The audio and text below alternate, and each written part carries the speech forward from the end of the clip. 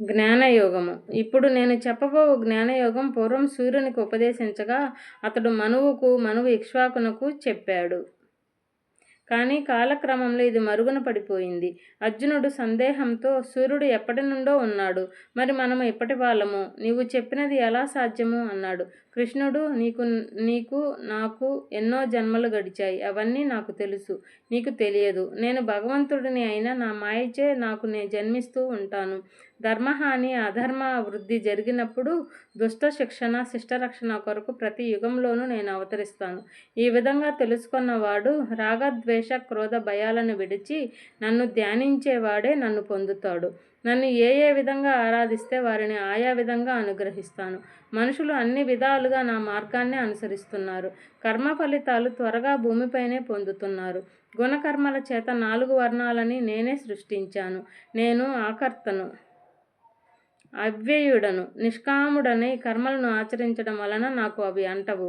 ఇలా చేసేవారిని కూడా అంటవు. జ్ఞానులు నిష్కామంగానే కర్మలు చేస్తారు. ఏ కర్మలు చేయాలో ఏవి చేయకూడదో చెప్తాను విను. కర్మ, అకర్మ, వికర్మ అని 3 రకాలు. కర్మగతి గాఢమైనది. ఆకర్మలలో కర్మలను చూసేవాడు ఫలేపేక్ష రహితుడు. కర్తను అనే అహంకారాన్ని జ్ఞానాగ్నిచే దగ్ధం చేసేవాడు బుద్ధిమంతుడు.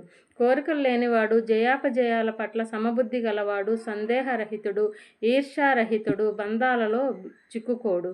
ఈశ్వర ప్రీతిగా మాత్రమే కర్మలు చేయువాడికి ప్రారబ్ధము కూడా నశిస్తుంది, కానీ బాధించవు. ఇవ్వబడునది ఇచ్చేవాడు ఇచ్చుటకు ఉపయోగించే పదార్థాలు అన్నీ కూడా బ్రహ్మమే. కొందరు ఆత్మయందే, ఇంకొందరు ఇంద్రియాలను నిగ్రహమనే అగ్నిలో, మరికొందరు విషయాలను ఇంద్రియాలనే అగ్నిలో, మరికొందరు వాయుగమనాన్ని నిరోధించి అపానంలో ప్రాణాన్ని, ప్రాణంలో అపానాన్ని, ఇంకొందరు ప్రాణాలలోనే హోమం చేస్తున్నారు. ద్రవ్యరూప యజ్ఞాన్ని, వ్రతరూప తపో యజ్ఞాన్ని, ప్రాణాయామపరమైన యోగ యజ్ఞాన్ని, వేదాభ్యాస సాధ్య యజ్ఞాన్ని, ఇలా రకరకాలైన యజ్ఞాలు చేయబడుతున్నాయి. ఈ విధంగా వారు పాపాలను పోగొట్టుకుంటున్నారు. యజ్ఞశేషం అమృతం లాంటిది. యజ్ఞం చేయని వాడికి ఇహపరాలు 2 ఉండవు.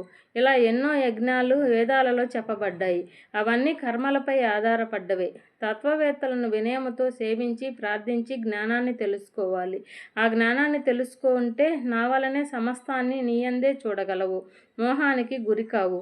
ఎంత పాపి అయినా జ్ఞానం చేత సంసారాన్ని తరింపవచ్చు. కర్మలను జ్ఞానం భస్మం చేస్తుంది. జ్ఞానమును మించినది లేదు. కర్మయోగ సిద్ధిని పొందినవాడు జ్ఞానాన్ని తనలోనే తెలుసుకుంటాడు. శ్రద్ధ జ్ఞానాలు లేనివారు, సందేహాలు కలిగినవాడు, నమ్మకం లేనివాడు చెడిపోతారు. ఇహపరాలు రెండిటికి దూరమవుతారు. పరమార్థ జ్ఞానంతో కర్మలను, బ్రహ్మజ్ఞానంతో సందేహ నివృత్తిని చేసుకున్న వాడిని కర్మలు బంధించవు. కాబట్టి జ్ఞానంచే సందేహాలను నివృత్తి చేసుకొని యోగాన్ని ఆశ్రయించులే.